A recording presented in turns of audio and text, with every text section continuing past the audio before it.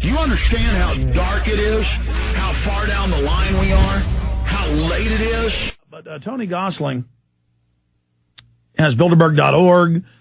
He just always has such amazing research information, connections into Bilderberg and others to break down what's happened. But I wanted to have him on today to briefly go over the history of Bilderberg and some of his perspectives on that, and then any info he's got on the 2009 meeting that just ended. Tony, good to have you here with us. Hi, Alex. Thanks for having me on. Good to have you here.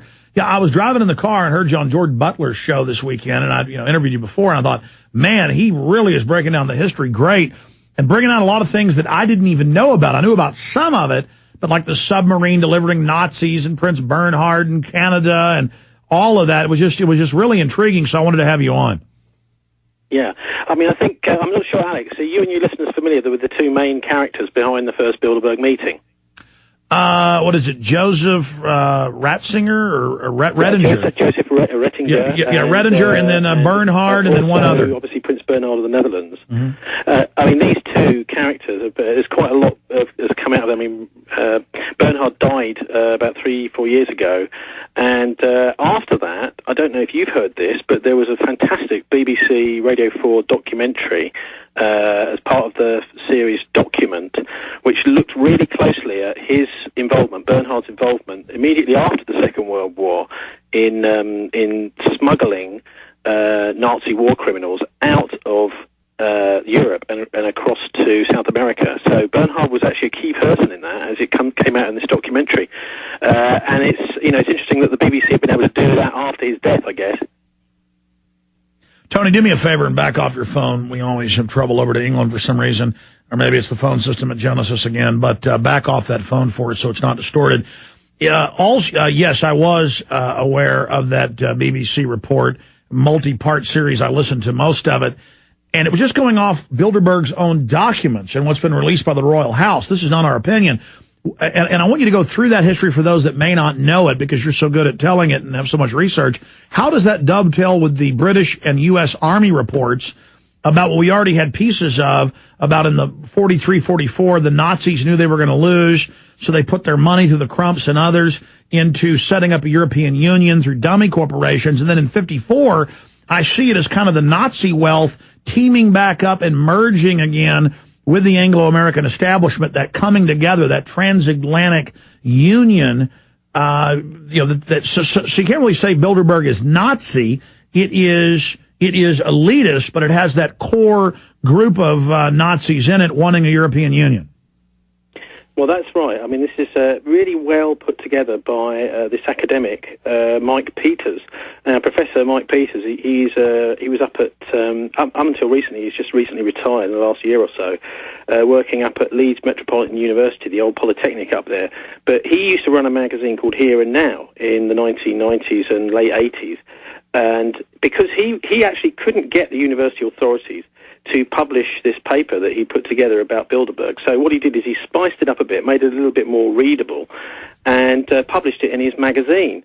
And it's called Bilderberg and the Project for European Unification. And it starts out really as a sort of academic pamphlet, but it's really very readable, and it goes into all of the sort of nuts and bolts of the initial meetings that led to people thinking that Bilderberg was going to be necessary. So we're talking about back in 1943, the Council on Foreign Relations, War and Peace Study Groups over in the States deciding really that there was a need for a Bilderberg-type organization, bringing together real prestigious figures, heads of state, but the whole thing, right from the beginning, was going to be covert. Now, this was working in parallel with things like the Marshall Plan, the Lend-Lease to the British forces during the Second World War, and how that was going to be paid back, and also how Britain and Europe was going to be rebuilt.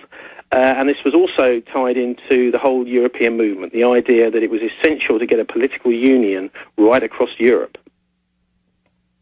Now, I don't get involved in Protestants and Catholics fighting. I don't get into this, religious craziness. And this is a radio show, a news program. And I have found that, there's some crowds out there that obsess on Catholics and Catholic intrigue and Catholic secret societies, and everybody's a secret agent of it. And so I for years thought that was discredited and stupid and silly because some of the proponents of it were so ridiculous. But then, through being attacked, I did actually look at it deeper. And then when I was doing research for Endgame on the founding of Bilderberg, European Union, all of that, the Nazi connections, the Catholic Church connections, the Treaty of Rome, 57, how they say the European Union will be the new Holy Roman Empire. And I went, wow, that's actually true. And then how Tony Blair is converted to Catholicism so he can be a new EU head, and they denied that, and now they're talking about it. And then all these weird P2 lodges interconnecting, and then Joseph Redinger, and all of that. I mean, there really is something there at the bottom of it. I don't see it quite like that, though, Alex. I mean, what I see the Catholic Church, almost the Vatican, kind of besieged by all these different organisations. I mean, the idea of Tony Blair knocking on the door and wanting to be their friend is an attempt, I think, to influence what is seen as actually quite. There are elements certainly within the Vatican that are very resistant, I think, to the sort of mass politicisation of Europe under one. So you're saying the European Union isn't being pushed strongly by the Catholic Church? No, I don't see it like that. I think there are elements in all of the churches right across Europe which are, I mean, there's battles going on within those institutions. If you want, it's something a little bit like an organisation like the BBC that can come out with a fantastic documentary on one subject. Maybe they did a very good job on the David Kelly story, that hour-long documentary. If people hadn't seen it, they really. You're saying there's different camps. You're saying there's different camps within the same organisation, and also they're under assault. Organised assault from outside, so that there are outside agencies sending, so people to infiltrate these organisations and influence them. Exactly. I just wanted your opinion, and we also noticed that it's only kosher to attack the Catholic Church, and very popular, and there's certainly a lot to attack, but by the mainstream media, that's always questionable as well. I have just seen those. I think there's a good reason for that, actually, and that is that the Protestant Church has traditionally welcomed Freemasons, and lots of the Protestant Church in certainly here in Britain. I mean, I don't know about elsewhere in Scotland as well. It's actually quite normal for Freemasons to be in the church, even though they won't talk about it. Whereas the Catholics have had many edicts. Quite whether they're taking any notice of or not is another thing, but papal declarations against Freemasonry, saying that this, Freemasons cannot be in the church. So I think that's one of the interesting things about this. When I see that, I think, well, hang on a minute. What the Protestants are doing is they're ignoring the beam in their own eye and pointing the finger at the Catholics. But this is, I think, part of the attempts to kind of get these various quite powerful institutions which are in the way of all these New World Order style changes, fighting each other, just as they've been doing, obviously, in... Sure, it's divide and conquer. Sure, it's divide and conquer, just like right now they want it to be liberal Democrats and conservative Republicans fighting with each other over left-right, when left-right are all unified at the top to bring in the New World Order. But I didn't mean to have you digress there. I just wanted to go into some of that because... wasn't Redinger like a Jesuit or something? Well, he was I don't know about him being a Jesuit, but he certainly was a Freemason. And this is one of the interesting things that's come out.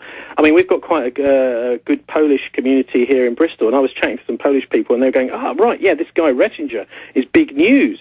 Even though he died such a long time ago, in Poland there are people writing books now about him and about how this interesting Polish-born guy who was working for MI6 during the Second World War, looking after the Polish leader in exile, how he was, there would be people picking apart his life as he was growing up in Poland and things like this. But, of course, this stuff is all only in Polish, yeah. So it's one of the things I'm working on at the moment is trying to get some of this stuff out into the English language.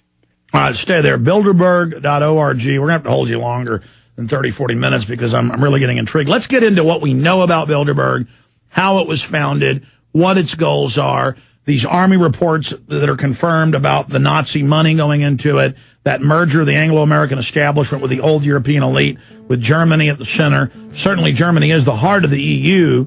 That can't be debated. And so we'll break all that down and then get any latest intel you've got from England, because I know you always get a lot of inside info that's turned out to be pretty accurate at Bilderberg.org. Tony Gosling is our guest. Your call's coming up, and I'll break down this sickening New York Times attack on myself and others. Stay with us.